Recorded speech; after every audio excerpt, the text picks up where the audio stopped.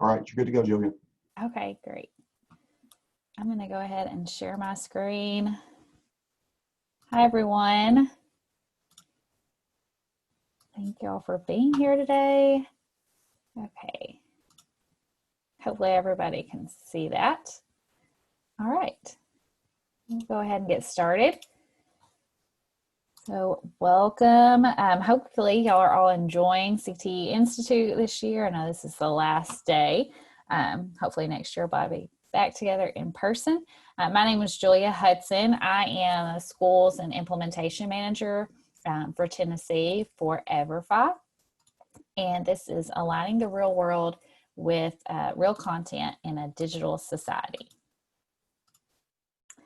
So just to give you a little bit of background, I have 13 years of experience in education. So I spent most of my time as a classroom teacher and then an academic interventionist before transitioning into education technology with Everfi in July of last year. So just celebrating my 1-year anniversary this month. So I am located in Murfreesboro, Tennessee. I cover most of Middle and West Tennessee and just a little bit of Kentucky as well, but originally from Dyersburg. And I did see a UT Martin in there, so hey to you. I'm a UT Martin alumni. And just a quick fact, I always like to have a fun fact thrown in. My favorite band is the Avett Brothers, and I have seen them 19 times. So I'm a little bit obsessed. I was really hoping for that 20th show in 2020, but doesn't look like that'll be happening this year. So fingers crossed for 2021. So as we get started, I just want to kind of go through our agenda. I'm just going to tell you a little bit about Everfi, who we are and what we do. We're going to look at some instructional resources for that real world content and how you can use that digitally. I'm going to go ahead and apologize if you hear a dog in the background. We're also going to look at the teacher and student dashboard, how to implement these programs more in the digital world, and then just a look at moving forward and take some time for questions at the end if you have any. So if you don't know about Everfi, we are an education technology company, like I mentioned. We partner with over 30,000 schools, and we have various sponsors and partners who stand behind our mission and want to provide these digital resources to schools. So everything we offer, whether it is on our digital platform, if it's an offline resource, any kind of training or professional development that we do is completely free for K-12. That means K-12 teachers, that means after school programs, summer programs, students. It is always free. And so that's a really important part of our mission and what we do. And we'll talk just a little bit more about that in just a second. But we really try to focus on real world skills, whole child education, real world content. We look at issues that are happening in our society and things where teachers need resources to address these problems and these issues. And that's where we try to fit in and fill those gaps for y'all. So I just want you to imagine, this is in the polls, you'll see this question and you can just type in a word.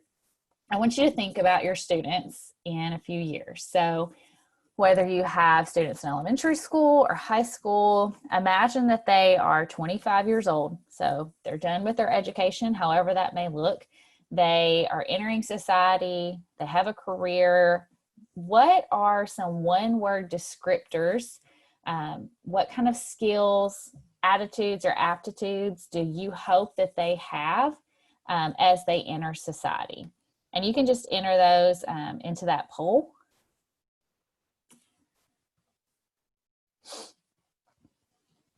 I'll give y'all just a minute. I've been trying to pull that up on my other screen, but yeah, Julia, I was going to ask you if you could see the chat box or if I need to read these off to you. Yeah, if you see some good ones, my other computer is very slow.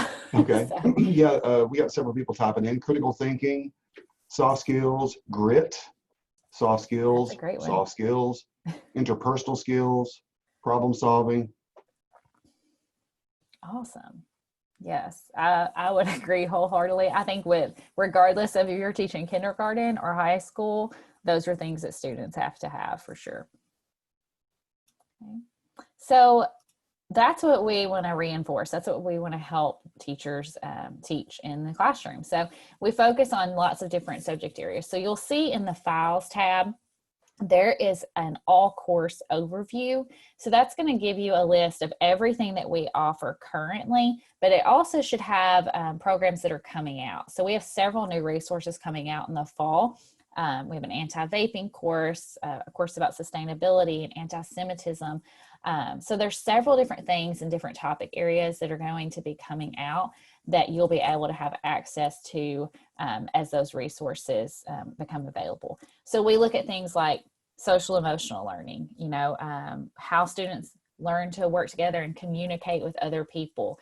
We do things like STEM and career exploration, financial education. So we really focus on anything that's going to help our students become successful, not just in the classroom, but beyond the classroom as well. So as I'm talking, if you want to look at the digital platform, and we'll go over this in just a few minutes, but if that's something you want to go ahead and just take some time to explore as we're going through some of these programs, you can go to everfi.com/new teacher and you can set up your free account there. So that'll just let you start exploring the platform, the teacher dashboard, and some of those resources. I do want to mention that we are shared on Clever in a lot of districts across Tennessee. So I'm going to show on the next slide those particular districts.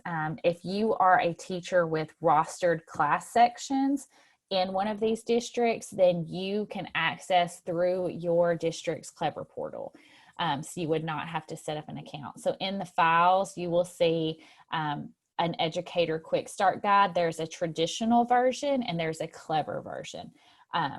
The only caveat to that is that if you are in one of these districts and you are a counselor or administrator, or you work at the district level, then you're not shared on Clever because you don't have those rostered class sections. So you would need to use the traditional version and a different email, not your school email, because it will try to sync you with Clever even though you're not. So it's a little bit tricky. And I'll pop that back up later just in case you need that. So why are we here? We're here because we need students to learn not just academic skills, reading, writing, math, those sorts of things, but we need them to learn skills that are really going to help them once they enter society. So we just looked at a few statistics that really reinforce this. About 3/4 of millennials could not answer basic financial wellness questions. I remember growing up in school and in college, this was never something I was really taught, never was really talked about. Probably would have saved me from making some poor financial decisions as a college student and probably as a young adult. But it's really important to start those conversations early. We offer financial literacy resources for students from elementary school all the way through high school because we believe that it is essential to get that conversation started at an early age so that students are better prepared when they do have to make those decisions. We also looked at things like STEM. We know that STEM careers are growing like crazy and they're very important in our society today. But only about 16% of high school seniors were proficient in math and actually interested in STEM careers. So we're going to look at some resources today. We have a great one about STEM career exploration that introduces students to careers that you might not typically think of when you think of STEM. So things like being a Spotify engineer, designing sneakers on a 3D printer. So things that are going to be more engaging and exciting for students than what we may typically think of when we think of a STEM career. So just to kind of give you an idea of how these resources have affected students and teachers, after using them, the one I always kind of like to point out is that 93% of teachers would recommend the course that they used to other teachers. So that's really important to us because we want to make sure that we are filling a gap for the teachers and that we're providing things that are useful and beneficial for your students and in your classroom. So I mentioned this previously, we have sponsors and partners who work with us to provide these courses. So that means that they underwrite the cost of developing the programs. We offer professional development for your schools, PLC groups, anything like that for your districts, training and on-the-ground support for all of these resources. And it's always no cost because we have sponsors like the Preds or the NFL, the Tennessee Financial Literacy Commission. So they are, standing behind our mission and what we're trying to provide and helping us get it into the hands of teachers and students.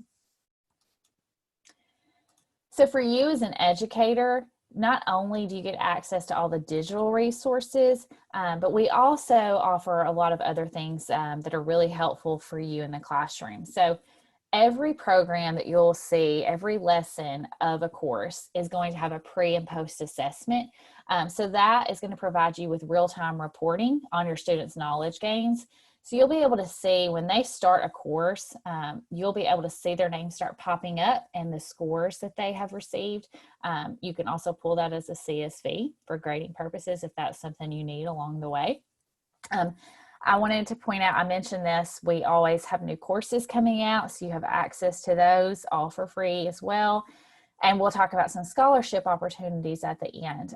One thing I do want to mention, because for me as a former classroom teacher, this was probably one of my favorite things, was all the offline lesson plans and discussion questions that we had. When we go into the platform, there's a resources tab where you'll be able to see curriculum guides, standards alignment. Some of our things have parent resources and labs, lots of lesson plans and discussion guides as well. And it's just really helpful to kind of extend the learning and to guide that discussion, especially if you're talking about things that maybe are not super comfortable. So it's just a really great tool. I love to have, a piece of paper to kind of guide me as I'm working through something, especially if it's a new program. And we want to make it as easy as possible because most of us were former teachers, so we know what teachers have on their plate, and more so this year than ever. We just want to make things as simple as possible for you all. So I wanted to kind of look at some of these instructional resources and where they could fit into what you're already doing. So one thing I want to emphasize is that everything is made to be supplemental to what you're doing. So we don't want to create extra work for teachers to implement these programs. We want it to fit in and fill in those gaps where you need something, whether it's just a difficult subject area or maybe you just don't have great resources for it. That's really how it's made to work. So as we look at some of these resources, you'll see how many lessons and about how long each lesson takes. But I just want you to know you have flexibility with this. Students don't have to take an entire course. You can use specific lessons if that's what you need for your standards. You can work them in throughout the year, however you see fit. So just know that, that flexibility is there. You're also going to see suggested grade levels. You'll see that on that all course overview. That is, like I said, it's a suggestion, not a requirement. So that is based on the Lexile levels of the course and some of the content. But you know your students better than we know your students. So if you have students in middle school who need to use an elementary level course, or in high school who need to use a middle school course, those sorts of things, you have that option. You have, these are available to you regardless. So that is always an option for you as well. So I want to focus today on more of our financial education and then STEM and career exploration resources. But this is just a listing of everything that is available at this point. That all course overview shows all the new things coming out as well. So you can see, you know, if there's other things you're interested in along the way, things like character playbook is a great one for building, you know, learning about effective communication and conflict resolution. You know, if you have little ones who need to work on early literacy skills, we have things for that. So just know that all of that is available to you as well. So I mentioned this previously, but every lesson or every module in a course is going to pretty much flow the same way. So you're going to have a pre-assessment, introduce the content, some guided and independent practice, and then a post-assessment. So I want to look first at our STEM and career readiness programs. So one of our programs is called Future Goals Hockey Scholar. There's actually a math and a science addition to this. And these are pretty widely used because they are very academically focused. They align very well with Tennessee state standards, with Common Core math and science and STEM. And so this program, the Predators sponsor this here in the state of Tennessee. So it is all about math and science, but within the game of hockey. So it's super engaging for the students. The graphics and everything are really cool looking, so the kids enjoy it. And typically this is used anywhere from 4th grade to 7th grade. We have some schools that choose to use, you know, a lesson or two in 4th grade, a lesson or two in 5th grade, and so on, so that there's not that overlap and it really fits in with their standards alignment. So you can kind of use it how you see fit, but it's going to explore real world STEM concepts within that game of hockey. So it's going to be much more interesting and exciting for students as they're working through some of these more difficult to teach math concepts and science concepts. So it's going to teach things, you know, calculating area, distance over time, things like coordinate planes. And then in the science edition, you know, it looks kind of the same, but you're going to be learning some different skills and topics. So things like the type of forces, kinetic versus potential energy. So students talk about that when they are doing the puck drop and how it changes. So this one is really fun for students. Each one is 6 lessons and they only take about 20 to 25 minutes each. However, the offline resources with this contain a wealth of information. So there's tons of offline lesson plans. There's also labs that go along with this. So that's really helpful for planning purposes as well. One that I mentioned earlier when we were talking about STEM career exploration is Endeavor. So this one is great for middle school, even into high school. We have actually extended this, so we have added some new lessons throughout the year. So it was 4 lessons. I believe we have 6 now. We've started adding some new ones, and this one's kind of ever evolving. So I don't know that this course will ever truly be finished because we're always adding new careers. But it's really exciting and engaging for students to kind of work through some different types of STEM careers. There's, you know, they're going to take some assessments in there with different interest inventories and career profiles so that they can kind of figure out an action plan and say, look at these careers and get some suggestions on recommended career paths. You know, it walks them through in some of the lessons through the engineering process. And then they just get to engage in some, I guess, not typical STEM careers. So I mentioned designing the sneakers on a 3D printer and being a Spotify engineer. So it's stuff that's more exciting and engaging for students as they kind of explore a little bit more of these types of careers. So hopefully we can increase that interest in these. And then this is a great one for just teaching students those soft skills and real world skills that they're going to need for college and career readiness. So I want to say for Keys to Your Future, if you teach in Metro Nashville, this is actually a requirement for all of freshman seminar students in Metro Nashville. There's 6 lessons and they're pretty brief, only about 15 minutes each. But this program is great. I mean, I can't say enough good things about it. The modules are very interactive for the students, but it really teaches A lot of great skills for students coming into high school, students at the end of their high school career. I've had teachers in other districts who have used this in 8th grade and just used the lesson about entering high school and success in high school as they prepare their students for that transition. We have teachers that use this, you know, in the higher grades, 11th and 12th, as they're talking about preparing for college and career. So, you know, you can use different lessons of this with different grade levels or use the whole course. It's really kind of up to you. But they're really going to do, you know, kind of some career discovery, some goal setting pieces. It's going to teach them what are some things you need to succeed in high school, looking at different post-secondary education pathways. It talks to them about, you know, college and that transition to life on your own and how you can be a problem solver. And then even goes into you know, post-secondary education, I guess you would say, you know, thinking about things like networking and your career and how to have a collaborative environment and building teamwork with those you're working with. So those soft skills that you all mentioned, you can address a lot of those with this particular resource.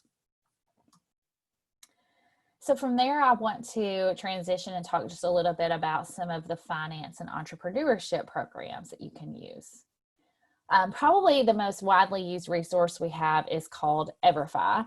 We actually started just focusing on financial literacy in the Mississippi Delta, trying to help eradicate generational poverty, which is a pretty lofty goal. But we thought by educating students, they therefore could make better decisions in the next generation. So this particular program we actually shortened it this year, so it's only 7 lessons now, but it's perfect for high school, especially works well in personal finance classes, economics classes, but you know, could be used kind of however you choose. This works through lots of different concepts that students are going to need to be knowledgeable in. So things like banking basics. We also have a course coming out in the fall that kind of takes modern banking to the next level. So things like digital banking, you know, using things like Venmo and Zelle and those sorts of programs and how to keep that information private. But this one also teaches things like budgeting, managing your credit and debt. And then one in particular lesson of this that I think is super helpful, especially if you have students who are getting ready to fill out the FAFSA, is that there's a financing higher education lesson where they walk through a sample FAFSA and they kind of learn about how to fill that out. So I remember filling that out in college or in high school and college, and it was very tedious and kind of a pain, to be honest. And so it's really helpful for guiding students through that process. From there, we also have a resource called Marketplaces. This is all about investment basics. This is a pretty short course. It's only about an hour long altogether. So basically, Everfi Financial Literacy used to have a lesson specifically about investments, but we decided to take that out and we built their own program around it. So this one really talks to students about what are the financial markets and the global economy, what's the government's role in the economy, and just walks them through the basics of investment, stocks and bonds, and that sort of information that fits really well when you're talking about economics, marketing, those sorts of classes. And then I also wanted to make sure I mentioned Venture, and you'll see why in just a minute. This one specifically, there's a scholarship associated with this, so I always like to make sure I mention this. Venture is typically, I see this used more in high school. It's an entrepreneurship resource, but students can work through these lessons pretty quickly. And I do want to point out that any lesson that you see, any course you see, can be used in the classroom or at home. So regardless of how your school year is going to look, students can access these anywhere that they have a tablet or a laptop, and they can work through these independently, regardless of whether they're in school or not. So they still can have access. But Venture is going to teach students about what is an entrepreneur. They create a business pitch, so they have to kind of learn about that persuasive writing component. And they are going to run a food truck business throughout this program. So it's really fun for students. And I mean, I particularly get excited because there's a great scholarship opportunity with this. For students, if they take one lesson of the course, they can apply. So it's pretty easy application in that sense. But this one's a really great one for CTE classes, and aligns really great, of course, with our entrepreneurship standards, but could be used in other classrooms as well. So I think we have another poll. Which of these resources, and I think it should be multiple choice for you all, which of these resources do you think would be most beneficial to your students in the coming year? So you can choose one. And then if you want to chat in why you think that might be beneficial, feel free to do that as well. And I'll give y'all just a minute to vote. And if you think, well, maybe none of these, but another one that we saw listed might be more beneficial, that's fine too.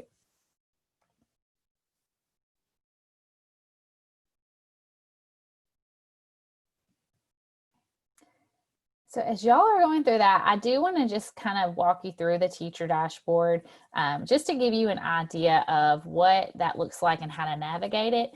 It's pretty intuitive and not too difficult.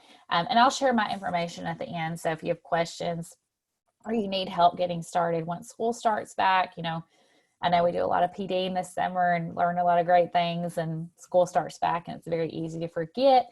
I'll share that information, so you can feel free to reach out to me and I can kind of help walk you through it. I would say, if you can, download those quick start guides and that all course overview, because that's going to be super helpful.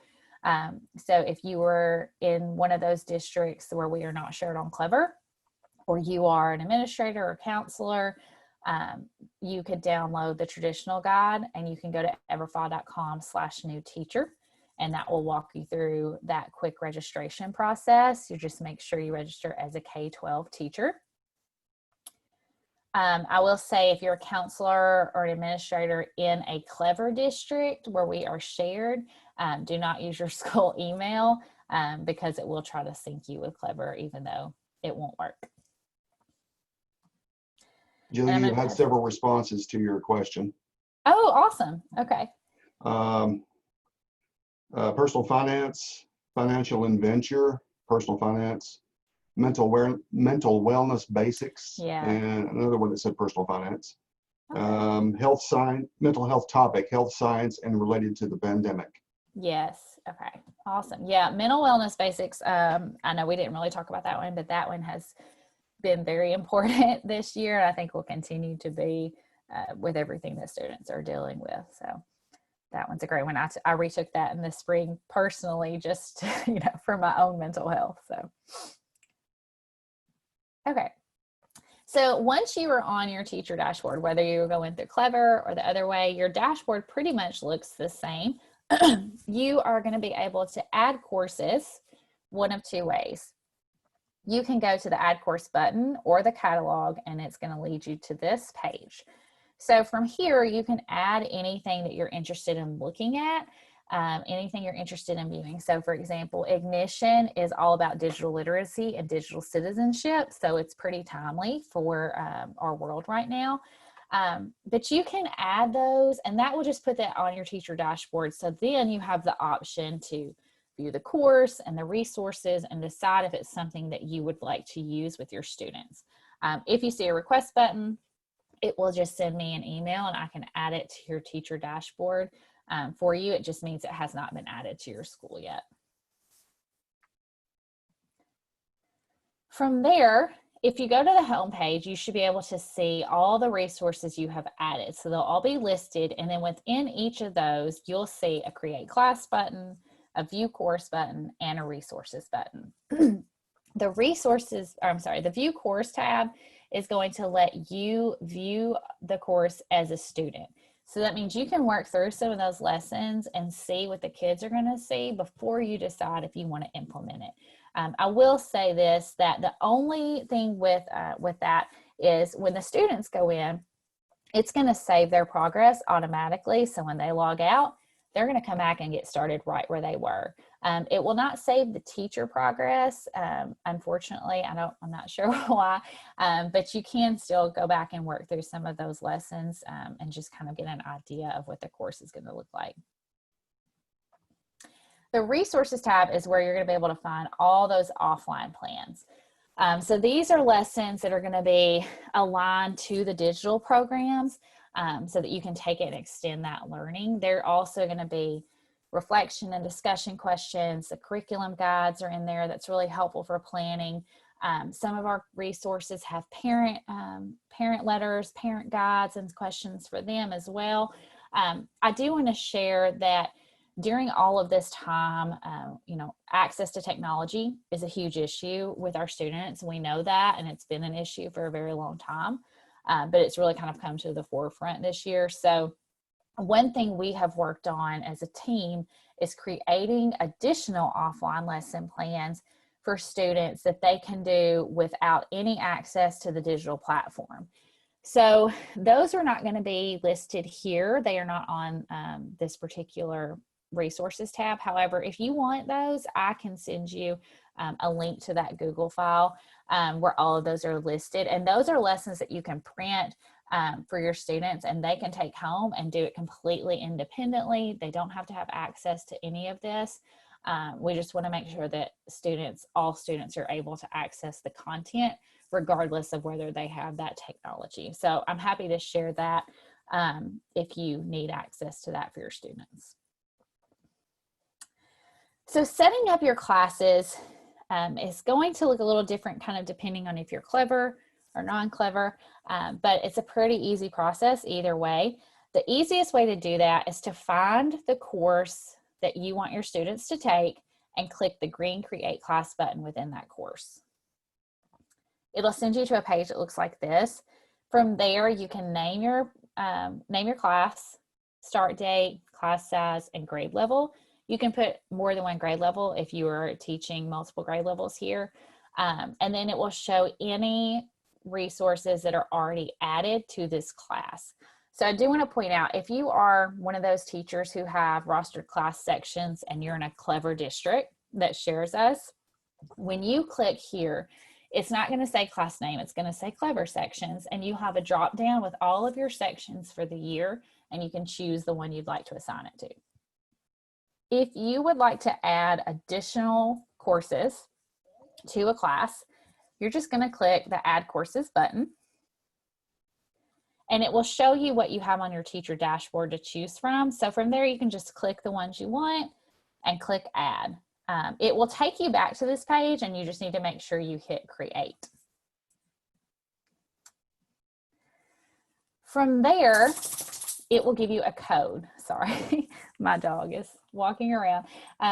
From there, it will give you a code, but you don't have to remember the code. You don't have to write it down because it's always going to be accessible to you. If you're a clever teacher, you will not have a code, so you don't need to worry about that. And you can find the code by going to your Classes tab. So on the Classes tab, you'll see all the classes you've set up, as well as the courses you've assigned. That's where you can find your registration code if you need it. You can edit the class as well and add more resources as the year goes on. That's always an option for you too. And I want to make sure I show you how to find your student progress. So from there, you're going to go to your Reports tab. There you can choose the particular resource you want to see progress for. And you can sort by class. So if you have clever sections, this is kind of what your class will be listed as. It's whatever it's named in your student information system. You can also search by student name, and you will see all of their post-test scores listed here. This is the most recent post-test score. However, if you click View, you can see pre- and post-test scores as well as those timestamps.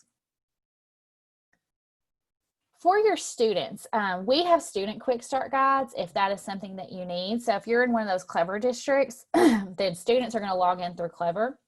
However, if you're not in a Clever district that shares us on Clever, if you need a student quick start guide, you can edit and put your particular class code in. That code is what you're going to give to students to enter, and that's how they'll be linked to your class.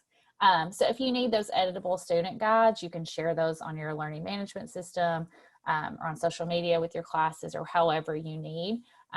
If you shoot me an email, I can send you those as well. But this is just going to list for your students when they log in.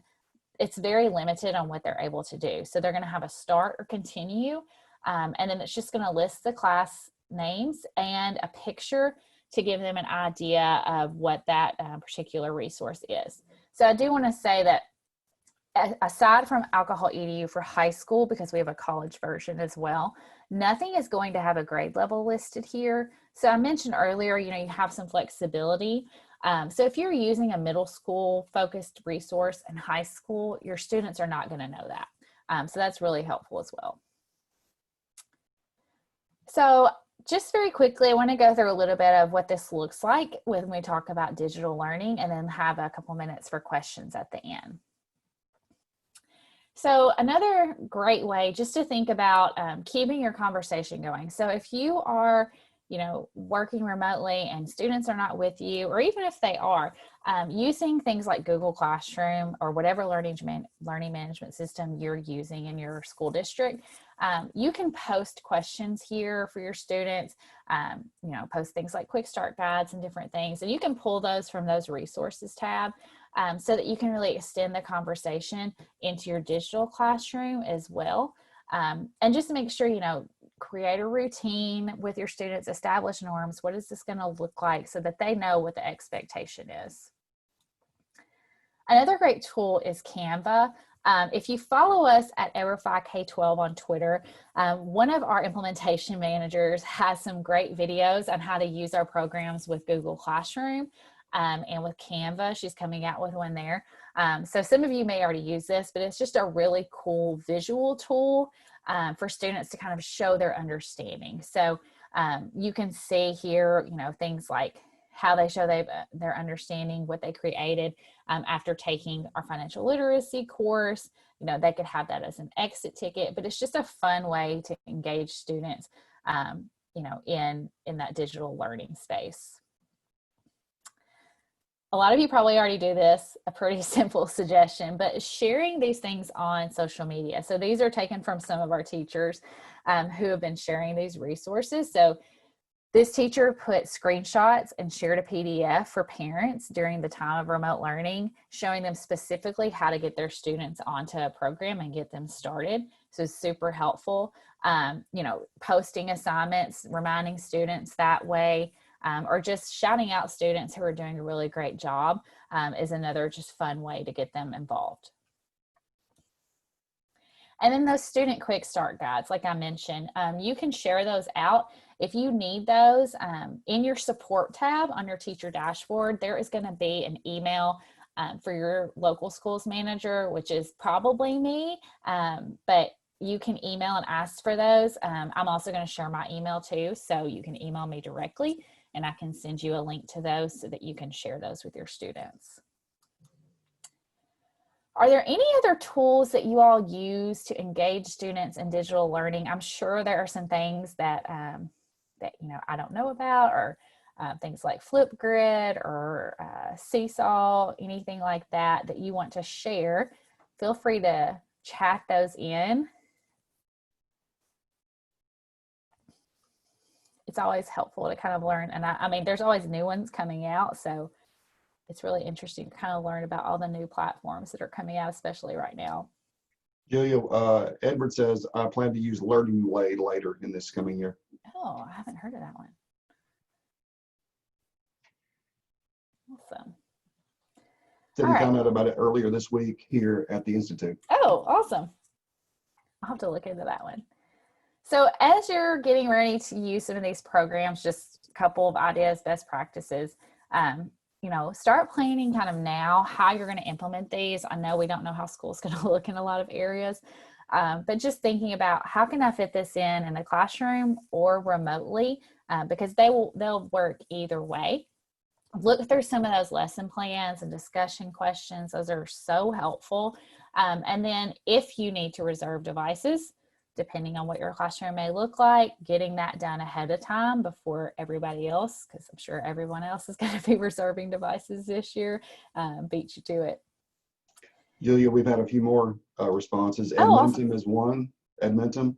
Yes. ClassLink, Thrivist, Google Classroom. Yeah. QuickBooks. Awesome. And you have several questions, so I just want to let you know you got quite a few. Yes.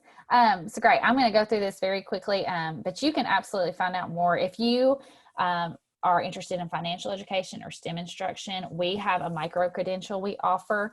If you go to everfi.com/certified-teacher, and I'm going to share this presentation. I think they're sharing this with y'all so you can see it there.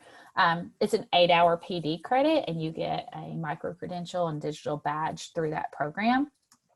And then those scholarships I mentioned, I want to point out in particular, the one that goes along with Venture in the state of Tennessee. It's a $2,500 scholarship for high school students. They do 2 of these in Tennessee in the spring and the fall.